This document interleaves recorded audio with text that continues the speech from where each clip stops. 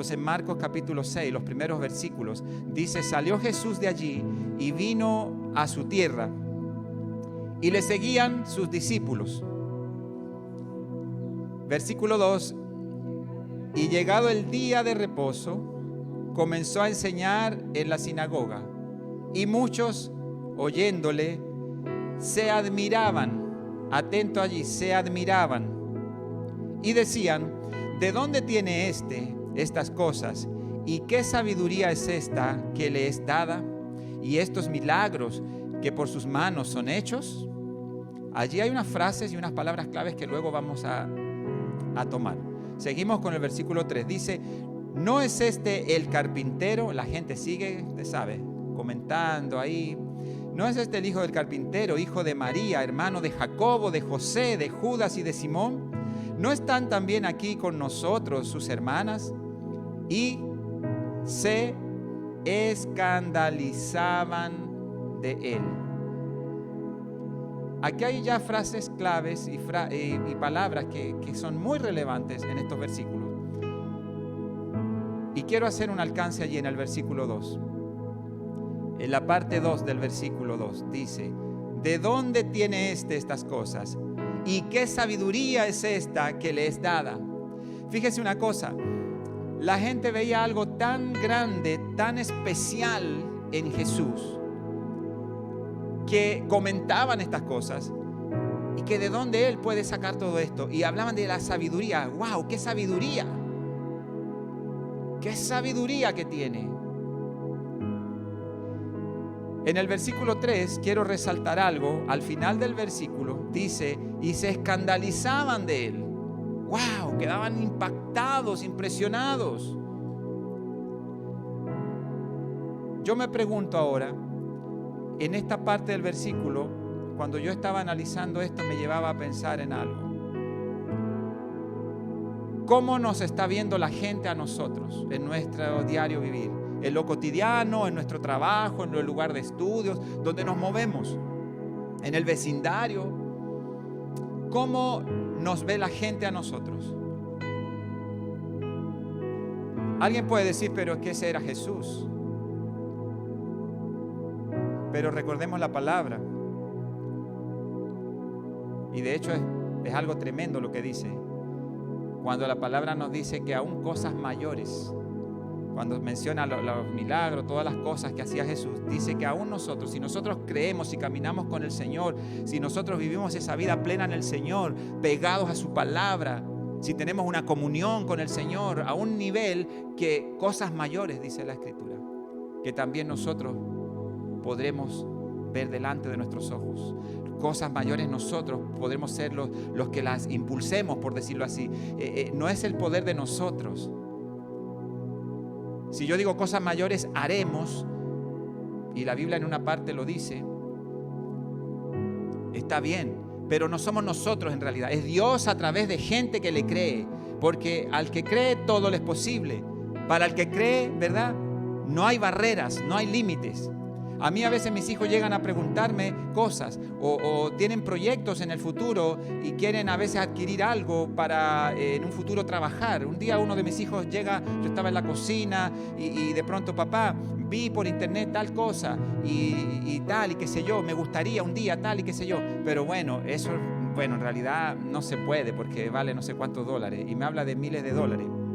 Y yo volteé sin darle ni siquiera un segundo después que él terminara de hablar, y yo volteé y le dije: todo es posible para el que cree. Y si Dios está en esos planes tuyos, le dije, Dios cumplirá su propósito. No te limites, le dije, por cifras. Y eso me ha pasado a mí también. Yo a veces he tenido proyectos, planes, que hay que financiarlos. Y yo digo, bueno, para mí no es posible, para mi bolsillo. Pero para Dios sí. Y yo camino con Dios. Y trabajo con Él. O trabajo para Él, como quiera decirlo. Pero estoy con el Señor. Me he asociado con Él.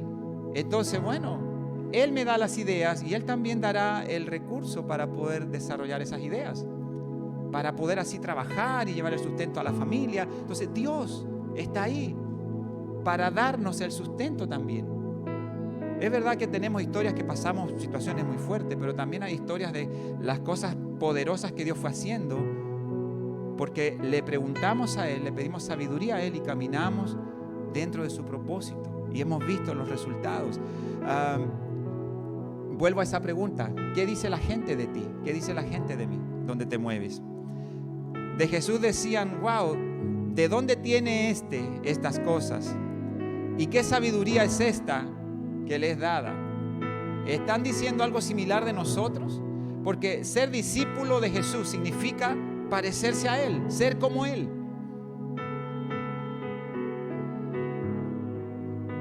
Y la gente a veces tiene una opinión de nosotros por lo que ven en nuestra vida, en el estilo de vida que llevamos. Yo trabajo en un lugar donde la gente habla.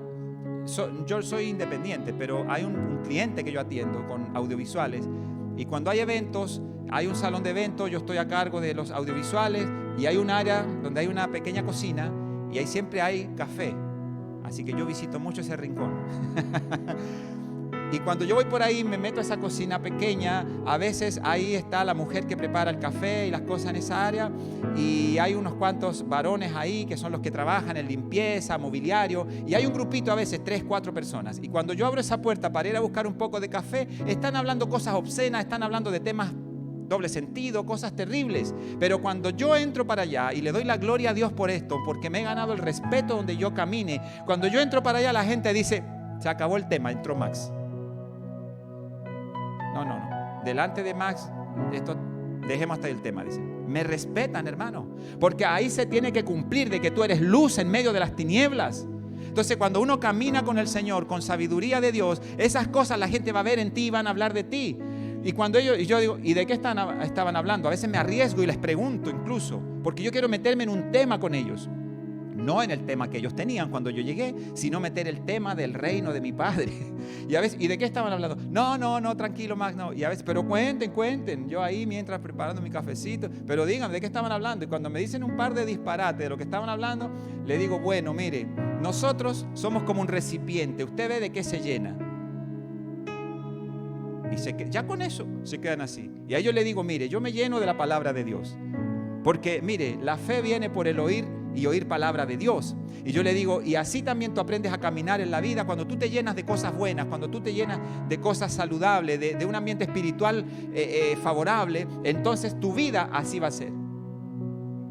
Tu vida va a ser luz, tu vida va a ser paz, va a ser armonía donde tú quieras que vayas. Pero hay gente que todo es pleito, todo es discusión, todo es malas palabras, todo es cosas obscenas, porque se llenan de todo eso, en lo que escuchan y en lo que conversan, en lo que comparten. Entonces, en el Señor nosotros tenemos que también aprender a ganarnos ese respeto, caminar en el Señor con sabiduría para que nos ganemos el respeto también. El día de mañana, cuando tú quieras evangelizar a alguien en tu trabajo, no vas a tener autoridad si tú has estado compartiendo y congraciándote con sus chistes con doble sentido, por ejemplo.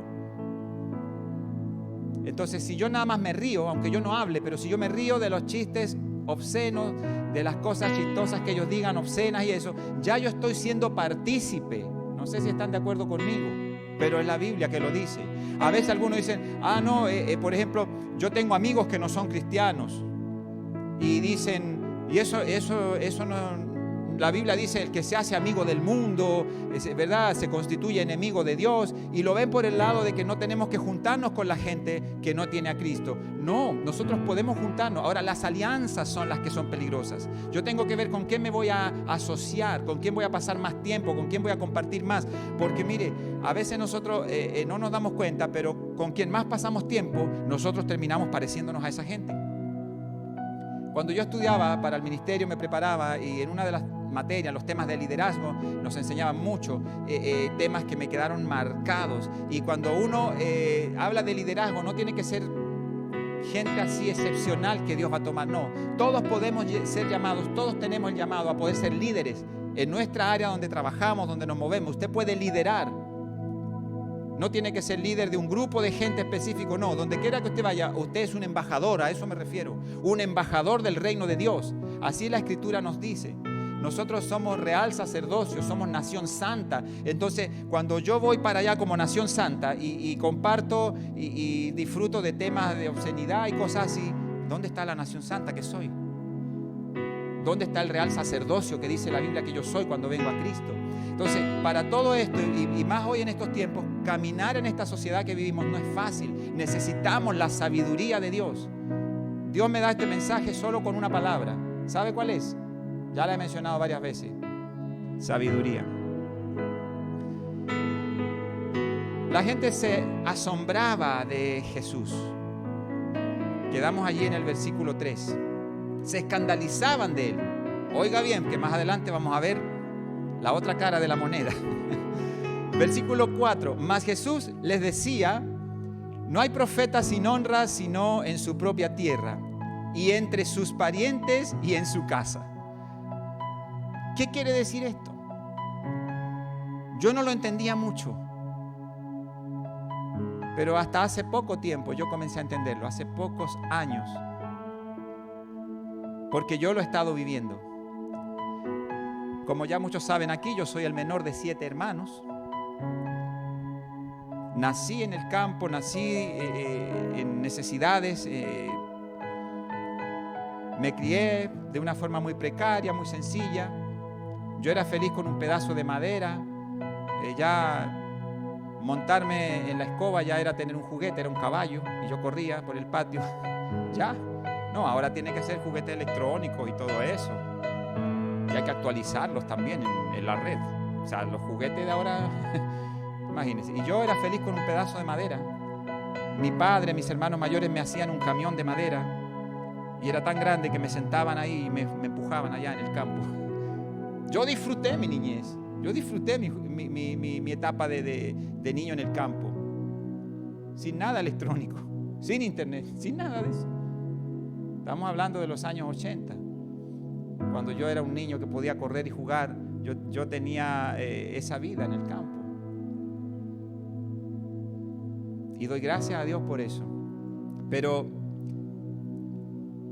en esa etapa aprendí muchas cosas que hoy tengo que volver allá a los recuerdos, porque a veces veo gente hoy en día que por una cosa o por otra que no han conseguido aún o que no tienen en sus manos, se lamentan. Y yo a veces pienso, y yo con un pedazo de madera era tan feliz.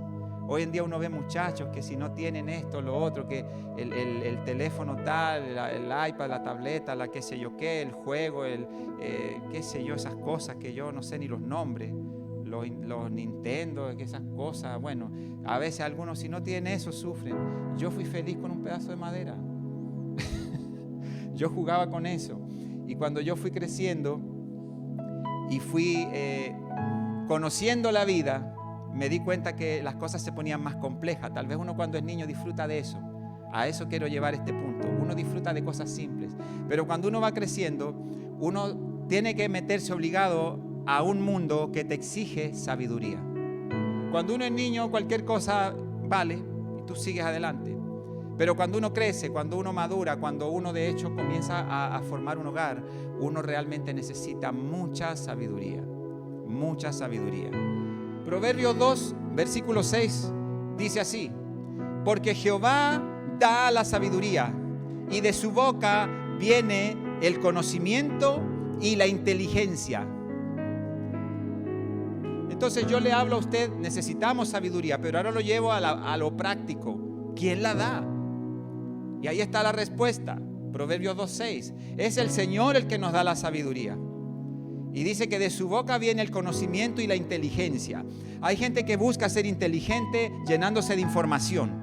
¿Quién o quiénes son tus amistades? ¿De quiénes te rodeas normalmente? Porque sabe una cosa, debemos cuidar con quién andamos. Pero a veces en la vida, hermano, hay que aprender a cortar también. Hay que aprender a cortar relaciones que no pueden ser saludables para ti, que en un futuro te vas a dar cuenta. Como dice aquí, el que camina con el necio será quebrantado.